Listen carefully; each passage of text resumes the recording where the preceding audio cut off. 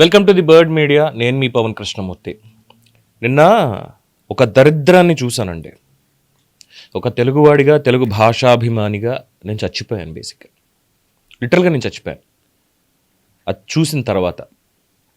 ఇన్నాళ్ళు తెలుగు భాషని ఎవరు సమాధి చెయ్యలేరు, తెలుగు భాషని ఎవరు ఏం చెయ్యలేరు అని అనుకున్నాను. కానీ ఒక యాటిట్యూడ్ స్టార్ వచ్చాడు. వాడికి టాలెంట్ ఉంటే హ్యాపీగా సినిమాలు చేసుకోవచ్చు, ఏం తప్పేమీ లేదు. వాడికి ఉన్నటువంటి కళని ప్రదర్శించవచ్చు. దాని పేరుతోటి వాడి సినిమాను వైరల్ చేసుకోవడానికో ఇంకోటో వాడు చేసినటువంటి ఆ ప్రయత్నం, వాడు పాడినటువంటి ఆ పాట ఎంత జుగుప్సాకరంగా ఉందంటే పచ్చి బూతులు. సినిమా పేరు బరాబర్ ప్రేమిస్తాట. సరే, నువ్వు బరాబర్ ప్రేమిస్తావా, బరాబర్ డేకుతూ పాకుతూ వెళ్ళి ప్రేమించుకుంటావో సస్తావో నీ ఇష్టం, ఎవ్వడి ఏం చేయలేడు. ఆ పైత్యం ప్రకోపించేసి ఎదురుకుండా జైన్ సి పరాంజీ లాంటి ఒక గొప్ప డైరెక్టర్, వర్స్టైల్ ఆర్టిస్ట్ అయినటువంటి జేడి చక్రవర్తి, ఇలాంటి వాళ్ళందరినీ కూడా పెట్టుకొని అభిమానుల్ని ఏదో ఎంటర్టైన్ చేస్తున్నాను అనేటువంటి ఒక దీంతో వాడు చేసినటువంటి ఆ దగుల్బాజీ పనికి తండ్రి ప్రభాకర్, ముద్దుగా బుల్లితెర మెగాస్టార్ అంటూ ఉంటారు సీరియల్స్లోను వీటిల్లో.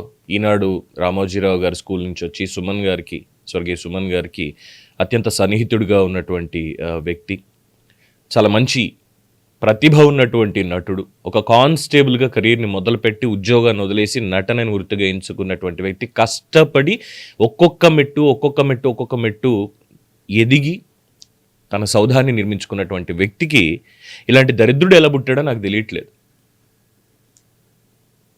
ప్రభాకర్కి ఏమైనా బుర్ర దొబ్బిందా అనేది కూడా తెలియట్లేదు నాకు.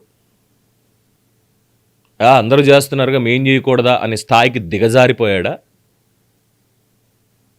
అది చేస్తా ఇది చేస్తా నేను మాట్లాడలేకపోతున్నా. బేసిక్గా అందులో ఉన్నటువంటిది నేను చూపించను కూడా. అది తెలుగు సినిమా, తెలుగు పాటకు సంబంధించి చాలా గర్వపడతాను. ఎందుకంటే తెలుగు పాటకి ఆస్కార్ వచ్చింది. నాటు పాటకి చంద్రబోస్ గారు లాంటి గొప్ప కవి రాశారు. ఇలాంటి కవులు ఎంతోమంది మనకున్నారు తెలుగు పాటని బతికించడానికి, తెలుగు పాట మాధుర్యాన్ని చెప్పడానికి. కానీ ఇలాంటి దిక్కుమాలిన వెధవలు అసలు ప్రభాకర్ని ముందు లాక్ కొట్టాలి ఒకటి. నిజంగానే స్టేజ్ మీద అందరి ముందు వాడు నేనే పాట రాశాను, నేనే కంపోజ్ చేశాను, నేనే పాడుతున్నాను అన్నప్పుడన్నా వెంటనే అక్కడికి వెళ్ళి బుద్ధి జ్ఞానం ఉందిరా, నువ్వు సినిమా ఇండస్ట్రీలో పనిచేసి ఏంటి ఈ పాట ఏంటి ఇదేంటి అని అక్కడే కొట్టకుండా ఆపకుండా వదిలేశాడే, దానికి అనాలి నిజంగా. ఎంత గొప్ప కవిత్వం ఉందండి తెలుగు పాటల్లో మనకి. ద్వంద్వార్థాలు ఉన్నాయి. ఎందుకంటే వేటూరు సుందరరామూర్తి గారు రాసినటువంటి కొన్ని పాటల్లో అలాగే ఉండాలి, మీనింగ్ మాకు ఇలాగే కావాలి అని చెప్పని ఆయన మీద ఆయనే సెటైర్ కూడా వేసుకున్నాడు.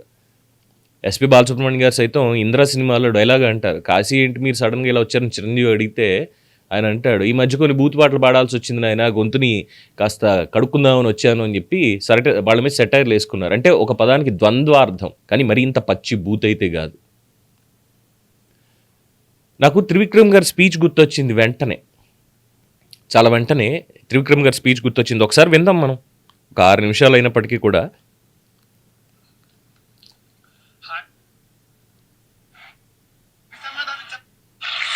సీతారామ శాస్త్రి గారి పోయిట్రీ గురించి చెప్పడానికి నాకున్న శక్తి సరిపోదు, నాకున్న వొకాబులరీ సరిపోదు.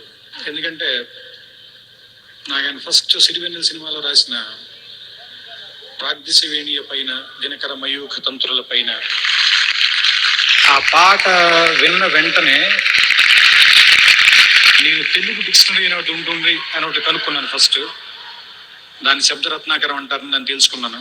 అది వెళ్ళి కొనుక్కుని తెచ్చుకుని ప్రాగ్దిశ అంటే ఏంటి, మయూఖం అంటే ఏంటి, ఇలాంటి విషయాలన్నీ తెలుసుకున్నాను. అంటే ఒక పాటని అర్థమయ్యేలానే రాయక్కర్లేదు, అర్థం చేసుకోవాలి అనే కోరికని పుట్టేలా కూడా రాయొచ్చు అని తెలుగు పాట స్థాయిని పెంచినటువంటి వ్యక్తి. అంటే ఆడియన్స్ ఇవే చూస్తున్నారు, వాళ్ళకి ఇవే అర్థం అవుతాయి కాబట్టి ఇవే రాయాలి కాకుండా వాళ్ళకి అర్థం చేసుకోవాలనే తపన ఉంటుంది. ఏదో భీమవరం లాంటి ఒక ఊళ్ళో శాఖా గ్రంథాలయం లాంటి ఒక 2 గదులున్న ఒక లైబ్రరీలో ఒక నిఘంటును ఒక కుర్రాడు 16 ఏళ్ల కుర్రాడు వెతుక్కుని దాంట్లోంచి ఏదో ఒక అర్థాన్ని వెతుక్కుని ఆ రోజుకి ఆ ఎగ్జైట్మెంట్ తో పడుకుంటాడు. అలాంటి పాట ఏదో ఇంకొకటి రాయాలని, లేదా అలాంటి మాట ఇంకొకటి రాయాలని, అలాంటి పని ఇంకొకటి చేయాలని ఒక తపనని రేకెత్తించగలిగిన స్థాయి కవి. ఎందుకంటే అమృతం కురిసిన రాత్రి బాలగంగాధర తిలకం చదివినప్పుడు, శ్రీశ్రీ మహాప్రస్థానం చదివినప్పుడు, కొంపల జనార్దన్ రావు కవిత కోసం లాస్ట్ మాటలు ఉంటాయి. ముఖ్యంగా అందులో, ఇదిగో ఇక్కడ నిలబడి ఆవాహన చేస్తున్నాను, అందుకో నా ఈ చాచిన హస్తం అని. ఆవాహన అనే మాట వాడటానికి చాలా శక్తి కావాలి. అలాంటి మాట పుస్తకంలో రాయడానికే చాలా కష్టం. అంటే అలాంటి మాటల్ని అలవోకగా సినిమా పాటకి తీసుకొచ్చి ప్రేక్షకుడి స్థాయిని పెంచిన కవి. ముందు అందుకని ఆయన మనం గౌరవించాలి. ప్రేక్షకుడి స్థాయిని పెంచిన కవి. ఇప్పుడు ఇందాకే మనం చూసాం, మనం అందరం చిరంజీవి గారిని చూసిన వెంటనే చప్పట్లు కొడతాం, ఏళ్ళు వేస్తాం. కానీ అందులో తరలి రాద తనే వసంతం అంత దరికి రాని వనాల కోసం అనే మాట రాయడానికి సీతారామ శాస్త్రి గారికి ఎంత గట్స్ ఉండాలి, అది దర్శకులు ఒప్పించడానికి, అది ప్రొడ్యూసర్ తో సినిమాలో పెట్టించడానికి ఎంత ధైర్యం ఉండాలో ఒక దర్శకుడిగా నాకు తెలుసు. అందుకని ఆయన పాదాలకు నమస్కారం చేస్తారు. అలాగే వెంకటేష్ లాంటి, బొబ్బిలి రాజా లాంటి సినిమాలో బలపం పట్టి బామ్మ బళ్ళు అనే పాటను మనం అందరం వింటాం. అలాంటి పాటలో కూడా కొమ్మల్లో కుకూలు, కొండల్లో ఎకోలు, ఎకో అంటే ప్రతిధ్వని, అంత సర్రియలిస్టిక్ పోయిట్రీని ఒక దివ్య భారతి వెంకటేష్ మధ్య ఉండేటువంటి డ్యూయట్ లో రాయొచ్చు. అక్కడ స్పేస్ లేదు, స్పేస్ ఆయన క్రియేట్ చేసుకుని తీసుకున్నాడు, ఆయన వాడుకున్నాడు. కమర్షియల్ సినిమా అంటే దిగజారుడు సాహిత్యం, లేదంటే అర్థం పర్థం లేని శబ్దాలతో కలిసిన పాటలని కాకుండా వాటి మధ్యలో కూడా అంత ఇరుకు సందుల్లో కూడా, అంటే చార్మినార్ పక్కన ఉన్న సందులోకి పట్టుకెళ్ళి ఒక పోర్షే కారు నడపమంటే ఎట్లా నడపగలం? ఆటోకి నడవడం కష్టం. అలాంటి ప్లేసుల్లో ఒకటికి అలాంటి ₹1,00,00,000 కారు ఇచ్చి నడపమంటే నడపగలరా? ఆయన పాటలు కూడా అలాంటివే. ఇంత ఇరుకు ప్రదేశంలో హీరోల తాలూకు ఇమేజ్, దర్శకుల తాలూకు అర్థం లేనితనం, ప్రొడ్యూసర్ల తాలూకు వ్యాపార విలువలు, ప్రేక్షకుల తాలూకు అర్థం చేసుకోలేనితనం, వీటన్నిటి మధ్యలో కూడా ఒక గొప్ప పాటను ఇవ్వడానికి రాత్రిళ్ళు ఆయన టేబుల్ మీద ఆయన ఖర్చు పెట్టిన క్షణాలు, ఆయన ఖర్చు చేసుకున్న జీవితం, ఆయన వదులుకున్న కుటుంబం, ఆయన మాట్లాడలేని మనుషులు, ఆయన పిల్లలతో కూడా ఆయన మాట్లాడలేదు. మాట్లాడుతుంటే నాకు ఆవేశం వచ్చేస్తుంది. అందుకే దయచేసి ఇలాంటి వేడుదలకి ఎందుకు రానంటే నేను కంట్రోల్ చేసుకోలేను కాబట్టి. ఆయన నాకు తెలుసు, ఎందుకంటే ప్రపంచం అంతా పడుకున్న తర్వాత ఆయన లేస్తాడు. ఆయన రాత్రి ఉదయించే సూర్యుడు, అర్ధరాత్రి ఉదయించే సూర్యుడు. ఆయన పదాలు అనే కిరణాలు తీసుకుని, అక్షరాలు అనే తూటాలు తీసుకుని ప్రపంచం మీద వేటాడడానికి బయలుదేరతాడు. రాత్రిపూట రండి, నాకు సమాధానం చెప్పండి. మనం సమాధానం చెప్పలేని ప్రశ్నల్ని మన మీదకి సంధిస్తాడు. మన ఇంట్లోకి వస్తాడు, మన హాల్లో కూర్చుంటాడు, మన బెడ్రూమ్ లో మన పక్కనే నిలబడతాడు, మన క్వశ్చన్ చేస్తాడు. రా, ఎప్పుడు ఒప్పుకోవద్దు ఓటమి అంటాడు మనతోటి. నేను సింధూరు సినిమాకి వెళ్ళాను, నాకు ఇప్పటికీ గుర్తుంది. లక్డీ కాపుల్ అమరావతి థియేటర్, హైదరాబాద్ వచ్చిన కొత్తలో, తినడానికే డబ్బులు లేని సమయం, సినిమాకి టికెట్ కొనుక్కోవడం బాగా కష్టమైన రోజుల్లో సినిమాకి టికెట్ కొనుక్కుని వెళ్తే, సినిమా చివరిలో సినిమా మొత్తం అయిపోయింది, ఏదో ఒక అసంతృప్తి ఉంది. ఆ చివరిలో అర్ధ శతాబ్దపు అజ్ఞానాన్నే స్వతంత్రం అందామా ఆ ఒక్క మాటతో లేచి 2 జేబుల్లో చేతులు పెట్టుకుని నడుచుకుంటూ వెళ్ళిపోతున్నాను. నేను ఎక్కడికి వెళ్తాను కూడా నాకు తెలియదు. ఒక మనిషిని ఇంతలా కదిలించగలిగే శక్తి సాహిత్యానికి మాత్రమే ఉంటుంది, అక్షరానికి మాత్రమే ఉంటుంది. నేను నిజంగా చెప్తున్నాను, ఆయన సినిమాకి అవ్వడం మూలంగా, ముఖ్యంగా తెలుగు సినిమాకి అవ్వడం మూలంగా ఇక్కడ మిగిలిపోయడం నాకు నిజంగా బాధ ఉంది. ఆయన సినిమా పాటలు రాసినందుకు నేను నిజంగా చింతిస్తున్నాను. ఎందుకంటే సినిమా పాటలకి సాహిత్య విలువ లేదు అని అందరికీ ఒక స్థాయి నమ్మకం వచ్చేసింది. అందుకే మనం మల్లాది రామకృష్ణ శాస్త్రిని గౌరవించుకోలేకపోయాం. జాను తెలుగుని తెలుగుకి పరిచయం చేయాలనుకున్నాడు. దేవులపల్లి కృష్ణ శాస్త్రిని పట్టించుకోలేదు, ఎందుకంటే ఆయన కృష్ణపక్షం, ప్రవాసం, ఊర్వశి లాంటి గొప్ప భావకవిత్వం రాశాడు. ఆయన గురించి ఎవరికి తెలియదు మనకి.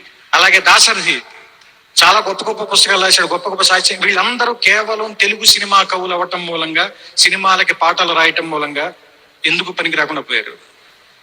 ముక్త పదగ్రస్తం, అర్ధోక్తి అలంకారాలు, ఇలాంటి వాటితో అత్యద్భుతమైన పాటలు రాసిన వేటూరి సుందరరామూర్తి వచన కవిత్వానికి నోబెల్ స్థాయి వచన కవిత్వం రాయగలిగినటువంటి సీతారామ శాస్త్రి గారు మనందరి మధ్యలో అమాయకంగా వెనకాల చేతిలో కూర్చుని పోయాడు. అందుకని వీళ్ళందరూ తెలుగు సినిమాకి పాటలు రాయటం వాళ్ళ దురదృష్టం, మనందరి అదృష్టం. నేనేమో తప్పులు మాట్లాడితే ఎప్పుడు చూసినా సరే త్రివిక్రమ్ గారిది ఇందులో నేను పర్టికులర్గా ఇది ఎందుకు నేను ఇప్పుడు వినిపించానంటే మీకు లాస్ట్లో అన్నారు చూసారా, వేటూరు సుందరరామూర్తి గారు, దేవులపల్లి కృష్ణశాస్త్రి గారు ఇలాంటి పేర్లని చెప్పారు చూసారా, ఇలాంటి వాళ్ళని అలాగే ఒక 2 పాటలు గుర్తు చేద్దాం అనుకున్నా. ఆది భిక్షువు వాడిని ఏది కోరేది అని చెప్పి సిరివెన్నెల సినిమాలో ఆయన మొట్టమొదటి పాట, సీతారామ శాస్త్రి గారిది మొట్టమొదటి పాట. ఎంత అర్థం ఉంటుందండి, జీవిత పరమార్థం అంతా ఆ పాటలోనే ఉంది కదా.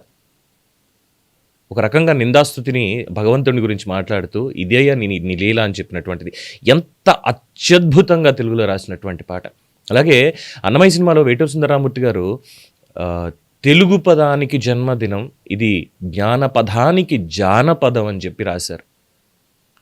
తెలుగు పదానికి జన్మదినం అని చెప్పి ఆయన మహానుభావుడు రాశారు. మనకి ఆ తెలుగు పాటకు ఆస్కార్ వస్తే ఇలాంటి తెగులు పట్టినటువంటి వెధవలు సన్నాసులు వీళ్ళు ఇప్పుడు వచ్చి ఈ జెన్జీ కిడ్స్ భ్రష్టు పట్టిస్తున్నారు. నిజంగా వాడిని నేను కనుక అక్కడే ఉండుంటే, ఆ స్టేజ్ దగ్గర ఉండుంటే లాగి 2 కొట్టుండేవాడిని. ప్రభాకర్ ముందే కొట్టుండేవాడిని. నేనే కాదు, చాలామంది ఇదే చెప్తున్నారు ఈరోజు. మీ సినిమా ప్రమోషన్ చేసుకోండి, సినిమా ప్రమోషన్స్ని చూసి నేర్చుకోండి. హిట్ సినిమాలు, రాజమౌళి సినిమాల్లో కథ ఎక్కువగా ఉండదు అనేటువంటి ఒక కంప్లైంట్ ఉంటుంది, కానీ ఆయన నెరేషన్ చెప్పేటువంటి విధానం, దాన్ని మార్కెట్ చేసుకునేటువంటి విధానం, దాన్ని చూసి లెసన్స్ ఏం నేర్చుకుంటున్నారు? వైరల్ అవ్వాలంటే ఇలాంటి బూతులతోట పాటలు రాయాలా? తండ్రిగా చాలా గర్వపడతాడు పక్కనే ఉండి, నా కొడుకు ఇది రాశాడు అని చెప్పాను ప్రభాకర్. ఇదేనా సమాజానికి నేర్పించేది?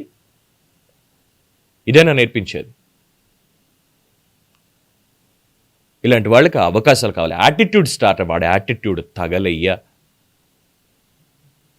ప్రభాకర్ ఖచ్చితంగా క్షమాపణ చెప్పాలి సమాజానికి, సినిమా అభిమానులకి ముఖ్యంగా తెలుగు అభిమానులందరికీ కూడా క్షమాపణ చెప్పాలి.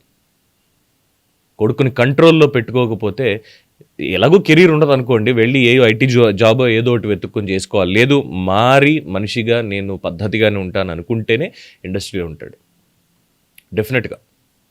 దీన్ని ఇక్కడతో వదిలేసేటువంటి సమస్య అయితే డెఫినెట్గా కాదండి ఇది. ఎందుకంటే ఒక జాడ్యాన్ని మెల్లమెల్లగా ఎక్కిస్తున్నారు సమాజంలోకి.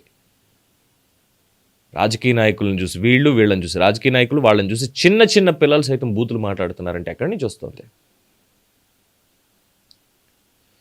అందుకే ఆస్కార్ స్థాయికి వెళ్ళినటువంటి తెలుగు పాటకి ఈ దరిద్రుడు సమాధి కట్టాడు నిన్న. దీని మీద మీ అభిప్రాయాన్ని కామెంట్స్ రూపంలో తెలియజేయండి. చూస్తూనే ఉండండి ది బర్డ్ మీడియా.